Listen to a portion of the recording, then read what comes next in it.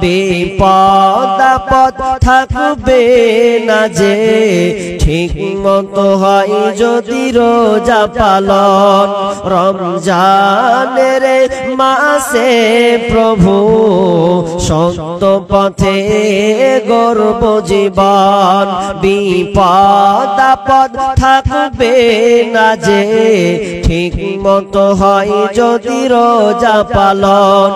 রমজান সে তো ঢাল স্বরূপ, হৃদয়ে ভরিয়ে গাও তারি গান। রমজান সে তো ঢাল স্বরূপ, হৃদয়ে ভরিয়ে গাও তারি গান। একটি বছর পরে আবার ফিরে আসে মাহে রমজান। মুমিন হৃদয়ে পড়বে সারা, মুমিন হৃদয়ে পড়বে সারা, উঠলো জেগে নতুন প্রাণ।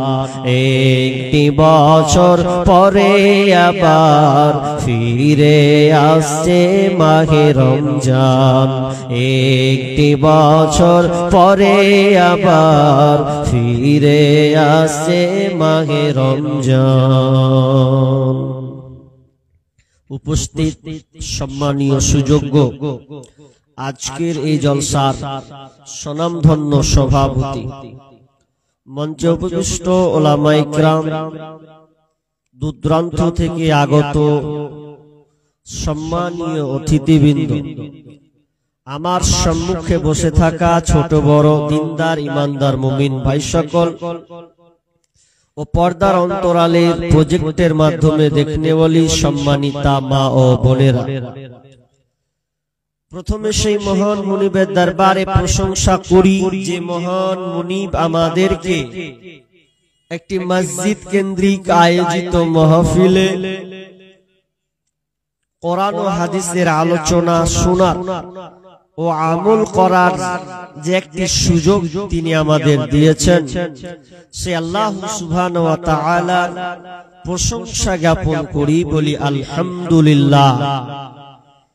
অতঃপর শান্তি বর্ষিত হোক সকল নবীদের উপর, বিশেষ করে আমাদের শেষ নবী জনাবে মুহাম্মদুর রাসূলুল্লাহ, আমরা সবাই বলি সাল্লাল্লাহু আলাইহি ওয়াসাল্লাম। আমি আপনাদের সম্মুখে মহাগ্রন্থ আল কোরআন থেকে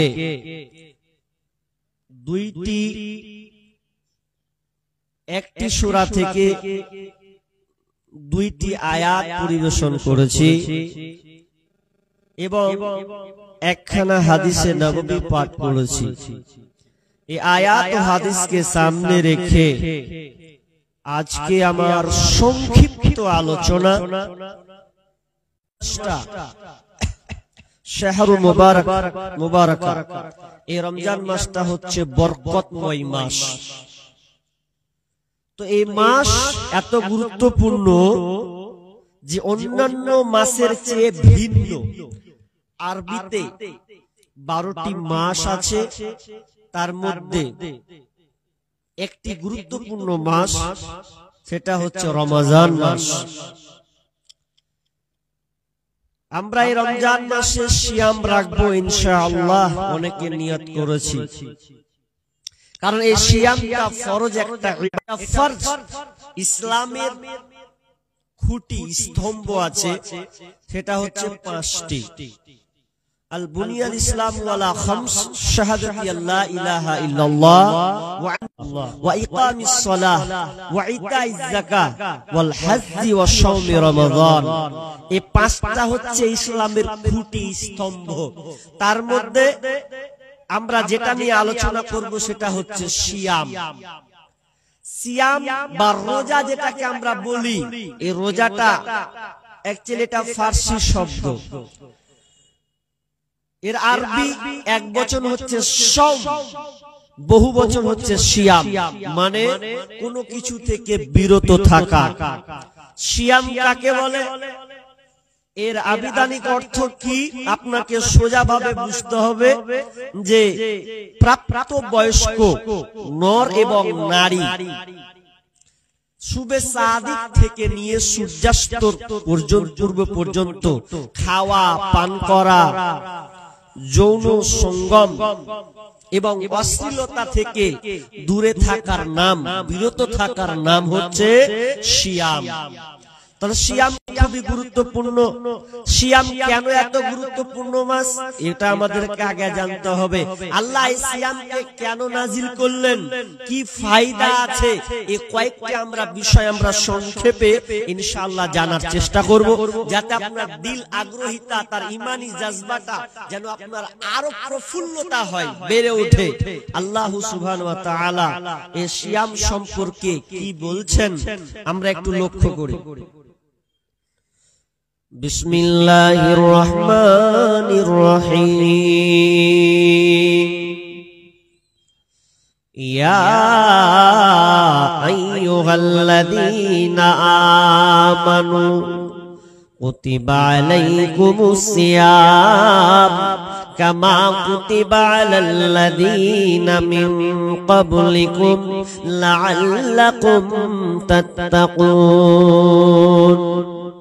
আল্লাহ রাব্বুল আলামিন ঈমানদারকে সম্বোধন করে বলছেন, ইয়া আইয়ুহাল্লাযীনা আমানু, হে ঈমানদারেরা, কুতিবা আলাইকুমুস সিয়াম, তোমাদের উপরে এই রমজান মাসের রোজাকে, সিয়ামকে ফরজ করা হলো। তোমাদের উপরে এই রমজান মাসের রোজাকে ফরজ করে দেওয়া হয়েছে। কুতিবা আলাইকুমুস সিয়াম কামা কুতিবা আলাল্লাযীনা মিন ক্বাবলিকুম, এবং তোমাদের পূর্ববর্তী যারা চলে গেছেন তাদের উপরে রমজান মাসের রোজা ফরজ ছিল। শুধু আমাদের উপরে এই রমজান মাসে রোজাকে ফরজ করা হয়েছে তাই নয়, আল্লাহ আমাদেরকে স্মরণ করিয়ে দিয়েছেন, তোমাদের উপরে যেমন রোজা ফরজ করা হয়েছে, শুধু তোমাদের উপরে নয়, পূর্ববর্তী তোমাদের খানদান যারা বংশ পরম্পর, যারা নবী আউলিয়া, তাদের উপরেও এই রমজান মাসের রোজা ফরজ ছিল। তবে এই রমজান মাসের রোজা কি তা এই আমাদের বর্তমান যেভাবে চলে সেরকম কি রোজা? না না না, এক একটা নবীর এক এক রকম সিয়ামের একটা নিয়ম জারি ছিল। যেমন নূহ আলাইহিস সালামের সময় রাসূল সাল্লাল্লাহু বলছেন, নূহ আলাইহিস সালামের যুগে এই নবীরা তাদের সে কম তার দলেরা রমজান রোজা রাখতো কেমন? তো ঈদুল ফিতর এবং ঈদুল আযহা বাদ দিয়ে তারা সারা বছরে রমজান আপনার কিনা সিয়াম পালন করত। শুধু তাই নয়, মুসা আলাইহিস সালামের জামানায় রোজাটা একটু ভিন্ন ছিল। বিশ্বনবী যখন মক্কা থেকে মদিনা হিজরত করলেন, হিজরত করার পর তিনি দেখতে পেলেন ইহুদিরা সিয়াম রোজা রাখছে। তাদেরকে জিজ্ঞাসা করা হলো যে তোমরা এই রোজাটা কিসের রোজা রাখছো? তারা উত্তর দিল, এই দিনটা এত গুরুত্বপূর্ণ দিন যে এই মুসার কওম অর্থাৎ এই বনি ইসরাইলের কওমটাকে আপনার জালেম থেকে নিরাপত্তা দিয়েছে, তাদেরকে জালেম শাসক থেকে বাঁচিয়ে দিয়েছেন, আর ওদেরকে মেরে আপনার কিনা তাদেরকে খালাস করে দিয়েছেন। এই জন্য এই গুরুত্বপূর্ণ একটা দিনের জন্য নবী মুসা সিয়াম পালন করেছেন, এই জন্য সে ইহুদিরা সিয়াম পালন করে। তাহলে মুসা যুগেরও আমরা রোজা দেখতে পেলাম।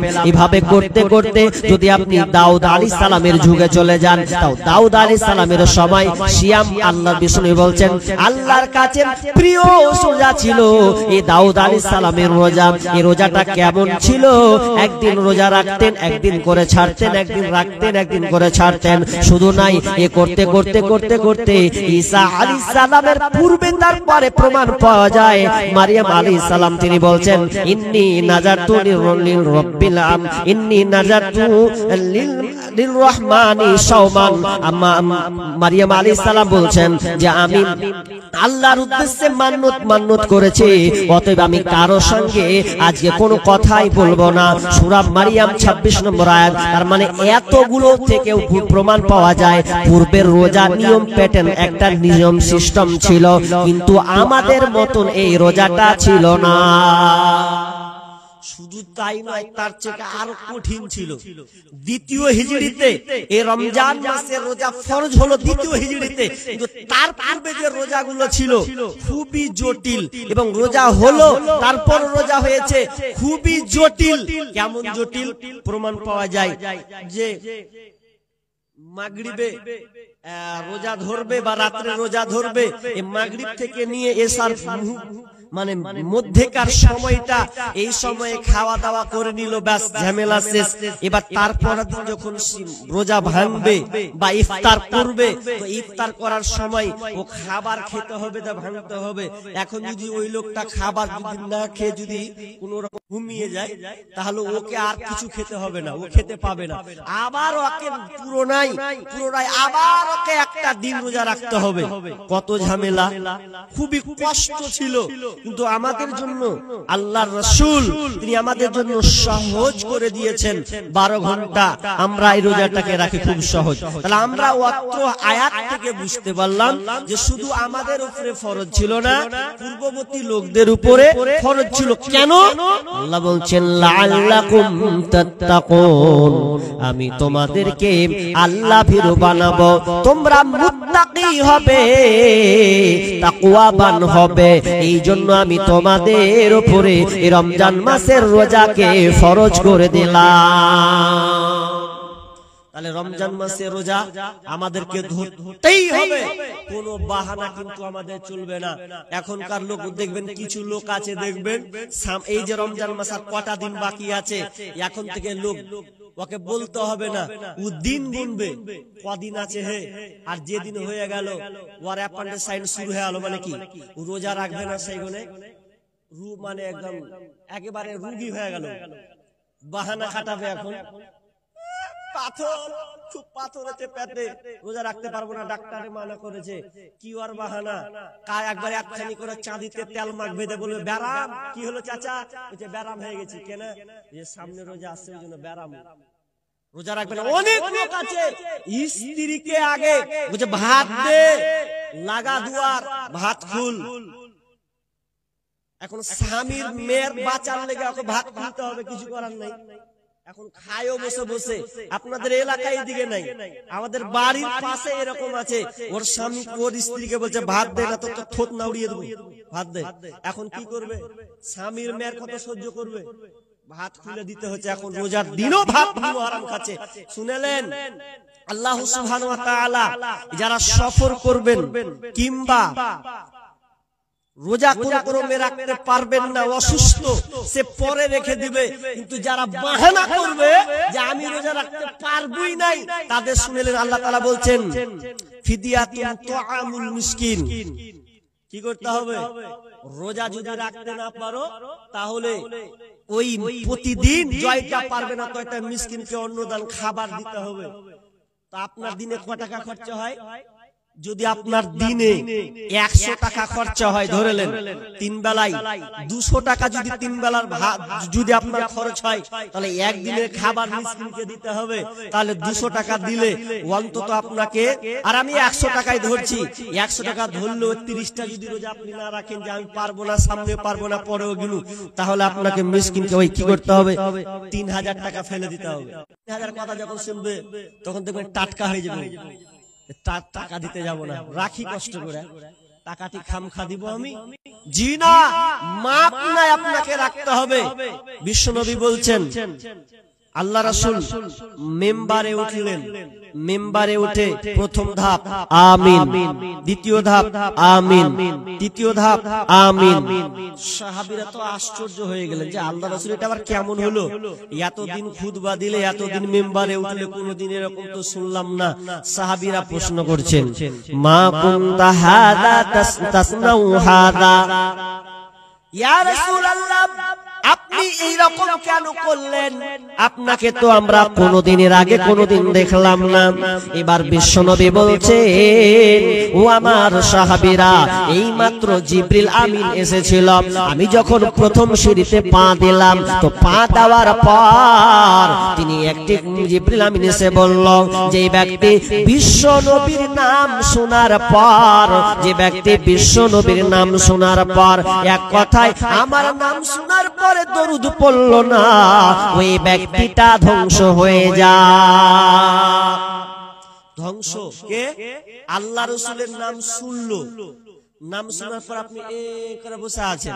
দেখবেন অনেক লোক জুম্মার খুতবা শুনে মসজিদে কতবার মৌলবীতে যে বলে মুহাম্মদ, আর আপনি খেলাল খাপড়ার মতন এরকম করে আছেন। মুখ নড়াতে হবে। যেমনি কোন কেউ আপনার সামনে মুহাম্মদ শব্দটা নিবে তখন আপনাকে বলতে হবে কি সাল্লাল্লাহু আলাইহি ওয়াসাল্লাম। যদি না বলেন কি হবে? বদদুয়া। আমার বদদুয়া লয়, নবীর বদদুয়া কি আমিন বলা মানে যে নবীর নাম শোনার পর দরুদ পড়লো না ওই ব্যক্তিটা ধ্বংস হয়ে যায়। নাম্বার 2 নম্বর সিঁড়ি পাম। এবার বলছেন তৃতীয় কেন আপনি বললেন?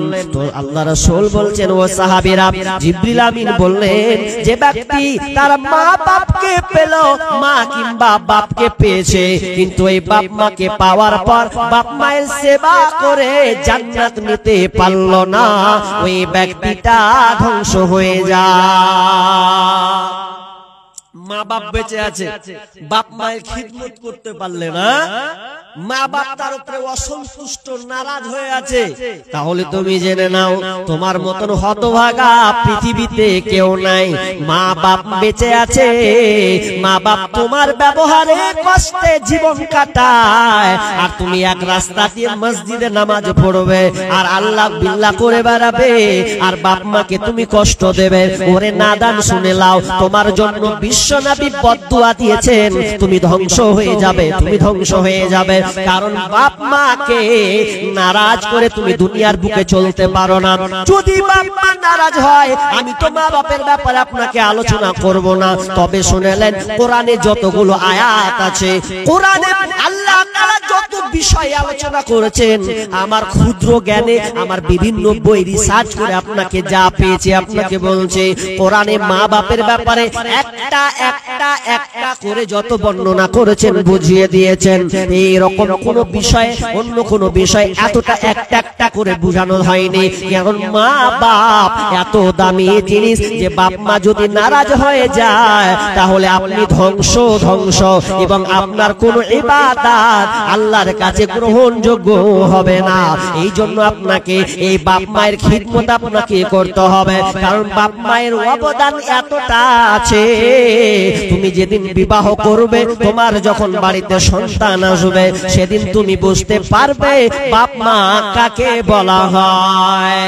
জীবনের মূল কষ্ট মায়ের প্রসব বেদনায়, সাত আসমান সাত জামিন তখন মায়েরই মাথায়। আমার সুন্দর মুখ দেখে মায়ের, আমার সুন্দর মুখ দেখে মায়ের ব্যথা যে যাই ভুলিয়া, ও আমার প্রাণের মা, মা গো মা কোথায় গেলে মোরে ছাড়িয়া, জনম দুঃখী ইয়াতিম আমি চাই না কেহ ফিরিয়া। দুঃখে কষ্টে মায়ের জীবন আমাকে নিয়া, শোধ করিতে পারিব নারী এই জীবনটা দেয়া। দুঃখে কষ্টে মায়ের জীবন আমাকে নিয়া, শোধ করিতে পারিব নারী জীবনটা দেয়া। ঘুমের মাঝে মাকে দেখে, ঘুমের মাঝে মাকে দেখে কষ্টে যাই বুক ফাটিয়া, ও আমার প্রাণের মা, মা গো মা কোথায় গেলে মোরে ছাড়িয়া, জনম দুঃখী ইয়াতিম আমি চাই না কেহ ফিরিয়া। তাহলে বাপ মায়ের আপনাকে খিদমত করতে হবে। বিষ্ণু বললেন যার বাপ মা আছে আর বাপ মায়ের খিদমত করে জান্নাত নিতে পারল না, সে ব্যক্তিটা ধ্বংস হয়ে যাক। নাম্বার 3, যে ব্যক্তি রমজান মাস পেল কিন্তু রমজান মাস পাওয়ার পরে তার গুনাহকে মিটিয়ে নিতে পারল না, ওই ব্যক্তিটা ধ্বংস হয়ে যায়। তাহলে এই রমজান মাসকে আপনাকে খুব গুরুত্ব সঙ্গে দিতে হবে। কি কি করলে আমার এই রমজান মাসটা পুরো মুকাম্মাল হবে, আমি কামিয়াব হয়ে যাব, এই তালাশ আপনাকে করতে হবে। কদিন আলোচনা করলাম রমজান মাসের প্রস্তুতি সম্পর্কে, মিনিমাম 4টা দিন আলোচনা করেছি।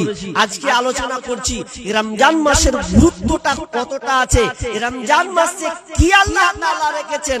আল্লাহ তাআলা একটা একটা করে বলছেন। যেমন আল্লাহ বলছেন শাহরু রমাদানাল্লাযী উনজিলা ফীহিল কুরআন, এই রমজান মাসে আল্লাহ তাআলা কোরআনকে অবতীর্ণ করেছেন। এই রমজান মাসে কোরআনকে আল্লাহ তাআলা অবতীর্ণ করেছেন। শুধু তাই নয়, এই রমজান মাসে এমন একটা দিন আছে, এমন একটা রাত আছে যে দিনটা এত গুরুত্বপূর্ণ। আল্লাহ তাআলা বলছেন ইন্না আনজালনাহু ফি লাইলাতিল কদর ওয়া মা আদরাকা মা লাইলাতুল কদর লাইলাতুল কদরি খায়রুম মিন আলফি শাহর। এই রমজান মাসে এমন একটা দিন আছে, এমন একটা সময় আছে, যেই দিনটা যেই মাসে এমন একটা দিন আছে হাজার মাসের চেয়ে উত্তম। আর হাজার মাসের চেয়ে এত উত্তম আপনার তো আয়ুতে কুলাবে না, আপনি কয় বছর বাঁচবেন। অথচ এই একটা দিন যে আপনার হাজার মাসের চেয়ে উত্তম আছে। শুধু তাই নয়, আল্লাহ সুবহানাহু ওয়া তাআলা যখন রমজান মাস যখন আগমনে প্রথমে যেমন শুরু হয়ে যাবে, প্রথম দিন যখনই পড়ে যাবে, তখন আল্লাহ রাসূল বলছেন ইজা দাখালা রমাযান ফুতিহাত আবওয়াবাস সামা। যখন রমজান মাস চলে আসে তখন আসমানের দরজাগুলোকে ওপেন করে দেওয়া হয়। ওয়া গুল্লিকাত আবওয়াবাল জাহান্নাম, এবং জাহান্নামের দরজাগুলোকে বন্ধ করে দেওয়া হয়। ওয়া সুলসিলাতিশ শায়াতিন, এবং শয়তানকে জিনজির দিয়ে বাঁধা হয়। কেন কেন কেন শয়তানকে জিনজির দিয়ে বাঁধা হবে কেন? আল্লাহ তো বলে দিয়েছেন লাআল্লাকুম তাত্তাকুন, ওরে আমার বান্দারে তোদেরকে আমি মুত্তাকি বানাবো। এই জন্য মুত্তাকি বানাবো, এটা একবার পেটেন একটা তো মুত্তাকি বানাবেন। আচ্ছা হাজি একটা কথায় দিয়ে নিয়েছেন কিনা দেখেন তো। আমি 3 নম্বরে বললাম, রাসূল বললেন যে রমজান মাসে শয়তানকে জিনজির দিয়ে বাঁধা হয়। আচ্ছা শয়তানকে যদি জিনজির দিয়ে বাঁধা হয় তাহলে মানুষ তাহলে পাপ কাজ করবে না? তো এরপরে তো মানুষ পাপ করে কি করে না? করে না? অনেক লোক চুরুক চুরুক করে লুকিয়ে লুকিয়ে বেরি টানে, চুরুক চুরুক চা খায়। হাজি শয়তানকে যদি জিনজির দিয়ে বেঁধেই দিলে তাহলে ও লোকটা এমন কাজ করতে গেল কেনা? ফিরে আসতো? প্রশ্ন আসবে কি আসবে না? আসবে তো আসবে। তো অত আপনাকে লজিক দিব না, একটা সামান্য একটা উদাহরণ দিই। কি উদাহরণ? আপনারা জাকির নায়েকের লেকচার শুনেন, শুনেন কিনা? ডক্টর জাকির নায়েক লেকচার শুনেন তো? ডক্টর জাকির নায়েকের এরপর একটা প্রশ্ন আছে যে শয়তানকে জিনজির দিয়ে বাঁধা হয় তো মানুষ অপরাধ করে কেন, খারাপ কাজে আবার হাত লাগায় কেন? তো তিনি শর্টকাটে, কত বিচক্ষণ লোক ছিলেন যে শর্টকাটে তিনি উত্তর দিচ্ছেন। আচ্ছা বাঘ, বাঘ খাঁচার মধ্যে থাকে তো নাকি? বাঘ খাঁচার মধ্যে আছে। এখন ওই বাঘটা খাঁচার মধ্যে আছে, ওই খাঁচার মধ্যে থেকে এখন আপনি যদি ওই বাঘটার সামনে এসে দাঁড়ান, খাঁচার সাইডে আপনি এসে দাঁড়ান, আপনি যদি তার কাছাকাছি হয়ে যান তাহলে দেখবেন বাঘ আপনাকে কিন্তু আক্রমণ করার চেষ্টা করবে। যদিও বের হতে না পারে, যদি আপনাকে মৌকা পেয়ে যায় তাহলে তৎক্ষণাৎ আপনাকে ধরে ফেলবে। কারণ বাঘ একটা হিংস্র প্রাণী, ও আপনাকে পেলে কিন্তু ছাড়বে না। তো আপনি ওই বাঘটা খাঁচাবন্দি বাঘটার কাছে যদি আপনি কাছাকাছি যান তাহলে বাঘটা আপনাকে ধাওয়া করবে পাওয়ার জন্য, খাবার জন্য। ঠিক তেমনি ভাবে আপনি ওই পাপা কাজের লিপ্ত, আপনি যেখানে পাপ আছে আপনি জানেন এটা হচ্ছে অশ্লীলতার কাজ, এখানে খারাপের কাজ, এটা হচ্ছে অন্যায়ের কাজ। আর ওই অন্যায়ের কাজটাতে আপনি নিজেকে জেনে বুঝে আপনি কিন্তু যাচ্ছেন, ওটা আপনি জানছেন এটা হচ্ছে খারাপ কাজ। আর এখানে আমাকে এখন যেতে দেওয়া হবে না, ওখানে আমি যাব না। তার মানে আরেকটা উদাহরণ আছে যে আপনি ওই কাজে অভ্যস্ত হয়ে গেছেন, আপনি প্রতিদিন কন্টিনিউ ওই কাজ কাজে আপনি নিয়োজিত আছেন, এই জন্য আপনার সঙ্গে তার সম্পর্ক একটা হয়ে গেছে। ডক্টর জাকির নায়েক বলছেন যে যারা বাঘের কাছে যে যারা তাকে তো ধাওয়া খেতে হবে, ঠিক তেমনি ভাবে যদি মদের কাছে গিয়ে ভিড়তে হয় তাহলে ওকে মদের আক্রমণ, ওকে মদ হাত ধরতে হবে। তাহলে এইরকম করে তার পাপের কাজে তাকে নিমজ্জিত হয়। তার মানে আমরা বুঝতে পারলাম আমরা পাপের কাজে নিজে থেকে আমরা নিয়োজিত হওয়ার চেষ্টা করি। তাহলে এতগুলো কথা আমি আপনাকে বললাম। তাহলে রমজান মাস কেন আপনাকে মুত্তাকি বানাবে? কি আছে এতে? রমজানের স্মৃতি, আল্লাহর সেই পবিত্র কালাম, মহাগ্রন্থ আল কোরআন, কি মহিমা এই মাসেতে হয়েছে তার আগমন, যার কারণে এত সম্মান করেছেন প্রভু রহমান। রহমত মাগফিরাতের মাস, চালাও আমলের বাতি, ভুলবো না ভোলা যায় নাকি মাহে রমজানের স্মৃতি, ভুলবো না ভোলা যায় নাকি মাহে রমজানের স্মৃতি। এই মাসটা কত গুরুত্বপূর্ণ। রমজান মাস রাখলে আমাদের কি ফায়দা আছে? বিশ্বনবী বলছেন ফিল জান্নাতি সামানিয়াতু আবওয়াবিন মিনহা। বিশ্বনবী বলছেন এই আজান আপনার রায়্যান, জান্নাতের যে 8টা দরজা আছে, এই 8টা দরজার মধ্যে এমন একটা দরজা আছে যে দরজাটার নাম হচ্ছে বাবুল ইউসাম্মাল রায়্যান। এই রায়্যান নামক একটি দরজা, এই দরজাতে কে যাবে কে যাবে কে যাবে? লা ইয়াদখুলু, কেউ যাবে না, ইল্লা সাইমুন, শুধুমাত্র যারা সিয়াম রেখেছে, যারা 12 ঘন্টা ধরে আপনার কষ্টের উপরে রেখে 45 ডিগ্রি 46 ডিগ্রি তাপমাত্রা না খেয়ে আল্লাহকে খুশি করার জন্য। কারণ এই ইবাদতটা, এই সময়টা কোনো মানুষের জন্য নয়, আল্লাহর জন্য এই সিয়ামটা রাখে। এই জন্য আল্লাহ সুবহানাহু ওয়া তাআলা তাদের জন্য জান্নাতের একটা দরজা আছে, এই রায়্যান নামক দরজা। এই দরজা দিয়ে শুধুমাত্র রোজাদার ছাড়া পৃথিবীর কেউ প্রবেশ করতে পারবে না। বাংলাদেশের এক মানে বয়স্ক লোক, একটা খেটে খাওয়া মানুষ, তিনি রাস্তা দিয়ে যাচ্ছেন, তো যেতে যেতে যেতে একটা সাংবাদিক দাঁড়িয়ে একটা বোতল নিয়ে আছে হাতে, জলের বোতল, আর প্রখর রোদ। এমন সময় লোকটা বলছে বাজি দাঁড়ান দাঁড়ান। কি বলছে? আপনি রোজা আছেন? যে রোজা আছি। তো রোজা যখন আছেন তো আমার একটা কথা, কি আমার বোতল দেখতে পাচ্ছেন হাতে? দেখতে পাচ্ছি। বলছে এই বোতলটা গটগট করে পানিটা খান, খান, আপনাকে পুরস্কার দেবো, 1000 টাকা দেবো, নয় আপনাকে 5000 টাকা দেবো, খালি খান। লোকটা উত্তর নেবেন, যখন বলেছে 5000 টাকা দেবো, আপনি এক ঢোক খেলেন। বলছে রোজা তো 12 মাসের জন্য নয়, 12 মাসে একটা মাস আমাদের জন্য রোজাকে ফরজ করেছেন। আর কষ্টের সঙ্গে সারা বছর ধরে যতক্ষণ আমার জ্ঞান হয়েছে ততদিন পর্যন্ত সিয়াম পালন করে। এ তুমি কে? তুমি 5000 কেন? তুমি যদি আমাকে গদি গদি টাকাই না আমাকে দাও, আর সামনে এসে বলো এই এক ঢোক পানি খাও, সিয়ামটাকে ছেড়ে দাও, তা আমি কিয়ামত হয়ে গেলেও এই পানি আমি পান করব না, কারণ আমি আল্লাহর জন্য এই রোজাটা রেখেছি। তোমার টাকা নিয়ে আমার কোনো ফায়দা নাই। এই রোজা তাহলে কার জন্য?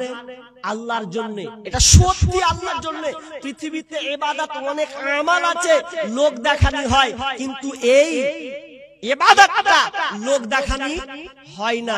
কেন হয় না আপনাকে বলি, মানুষ কষ্ট করেই রাখে।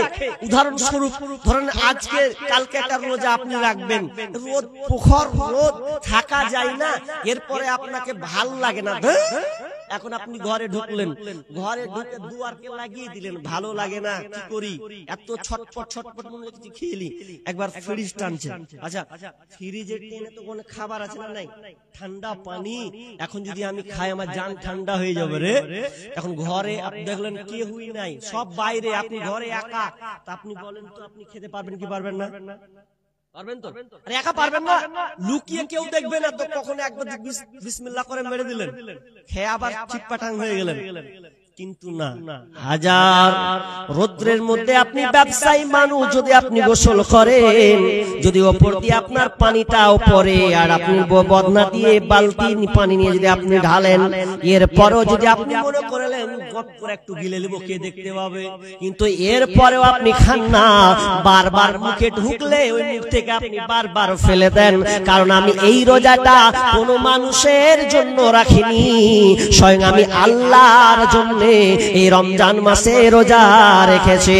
আর এই রোজাদারের জন্য আল্লাহ তাআলা স্পেশাল করে একটা দরজা বানিয়েছেন, জান্নাতেরই 8 দরজা, রাইয়ান নামের একটি দ্বার, সেই দ্বারেতে যাবে কেবল যারা আল্লাহর রোজাদার।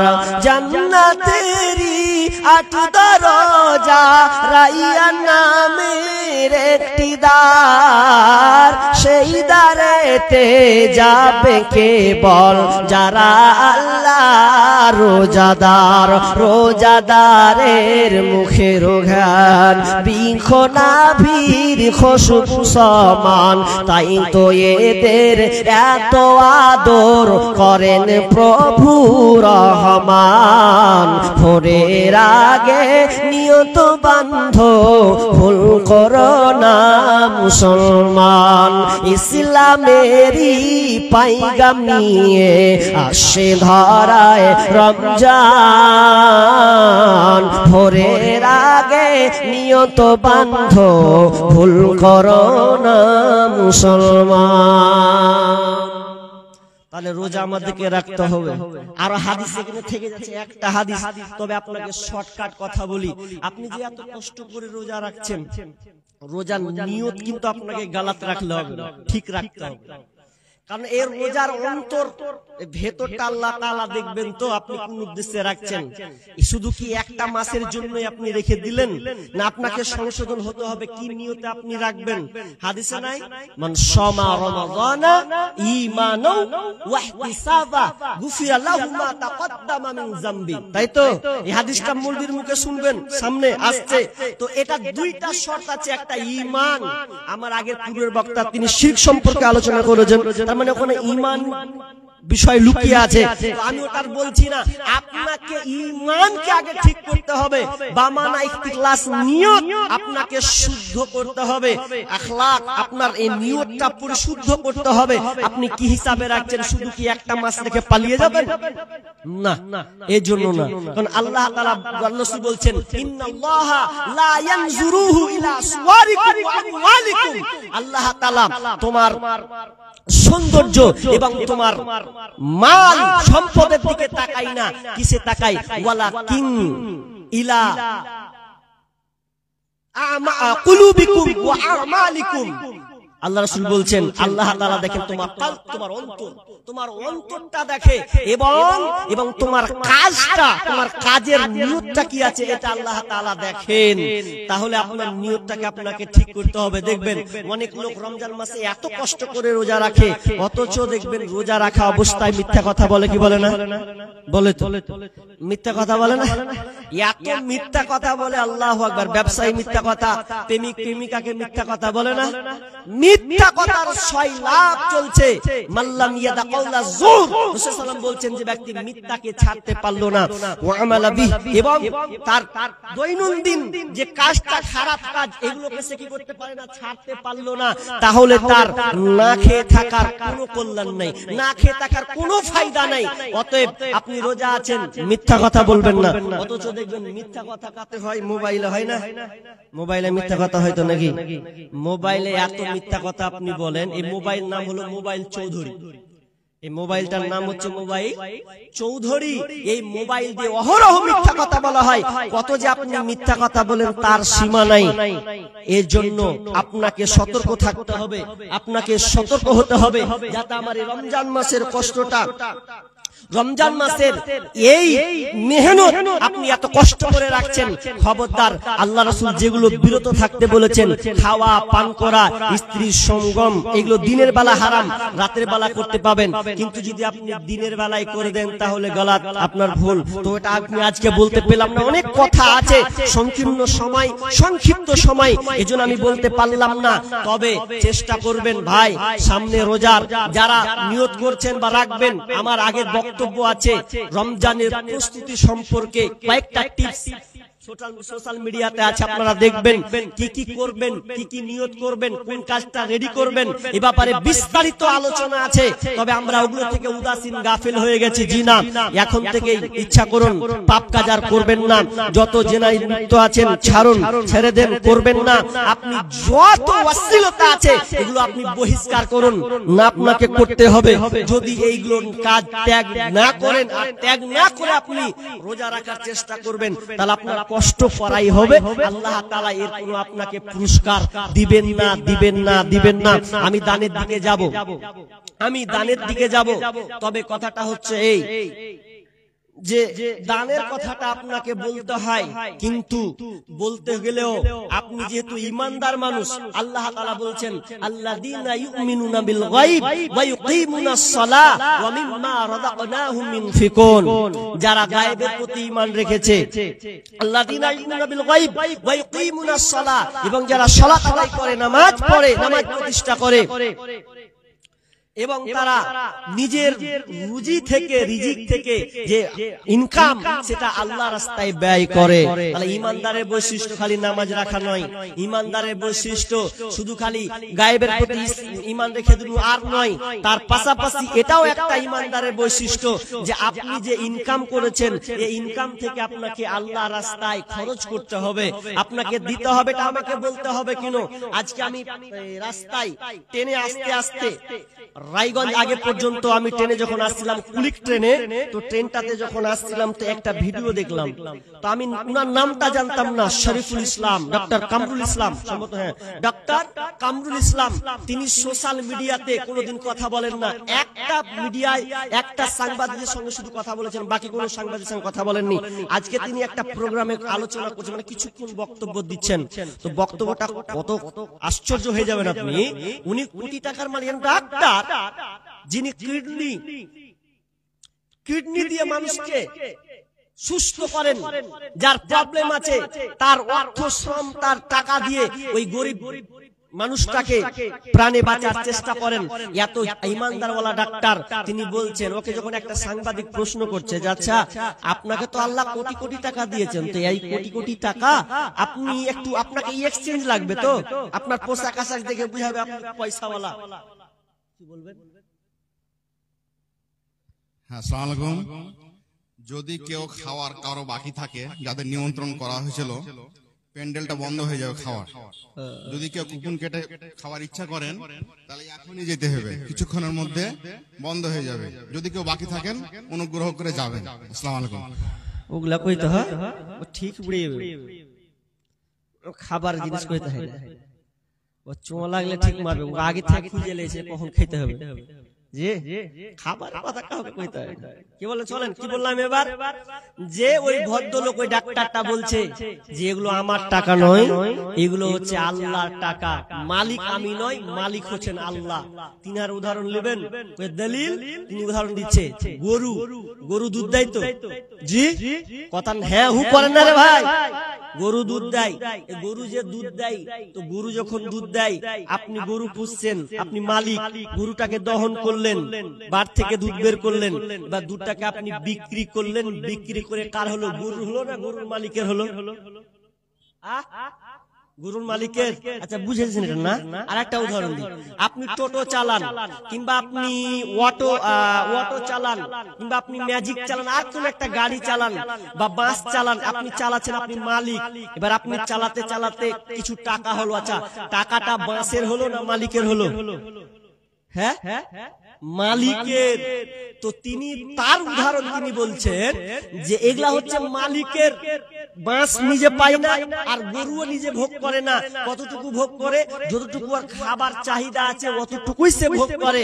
তো তিনি বলছেন যে আমার মালিককে, আচ্ছা আমাদের মালিক কে গো?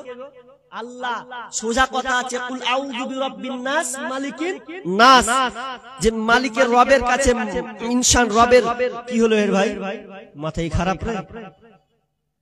তো রবের কাছে, রবের বসেন বসেন ওকে বসেন, কি হলো?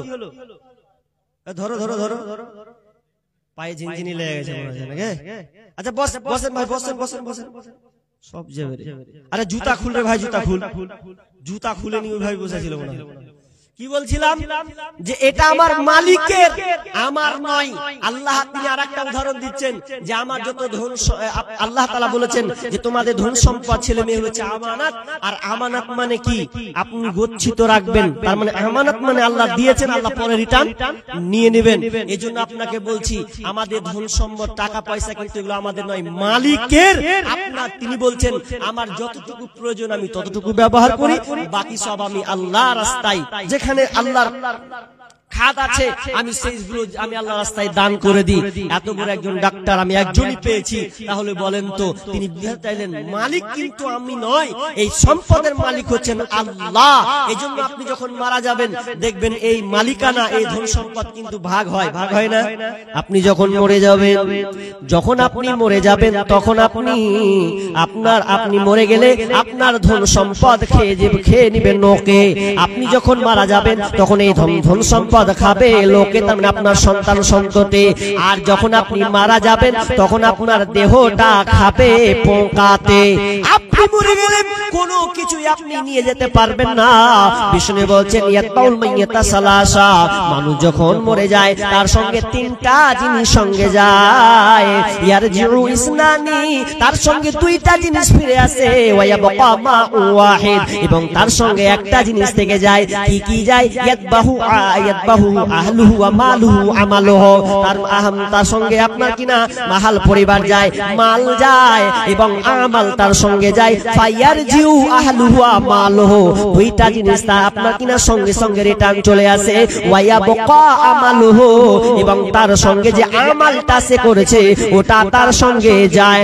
বাকি দুনিয়ার ব্যালেন্স টাকা ধন সম্পদ যা আছে ওগুলো সব দুনিয়াতে থেকে যায়। তবে ওর মতন হতভাগা, ওর মতন পোকা পৃথিবীতে আর কেউ নাই। যে ব্যক্তি কোটি টাকা আল্লাহ, যে ব্যক্তি আপনার 10 তলা বিল্ডিং তৈরি করলো, 4 তলা 1 তলা বিল্ডিং বানালো, এবং যে ব্যক্তি আপনার কিনা 10 বিঘা জমি ক্রয় করলো ছেলেদের জন্য, কিন্তু যখন ও মরে গেল, মরার সময় যদি সে আফসোস করে তাহলে ওর মতন হতভাগা পৃথিবীতে নাই। আর আফসোস তো করবেনই করবেন। এই কোরআনে আল্লাহ সুবহানাহু ওয়া তাআলা তাদের ব্যাপারে বর্ণনা করেছেন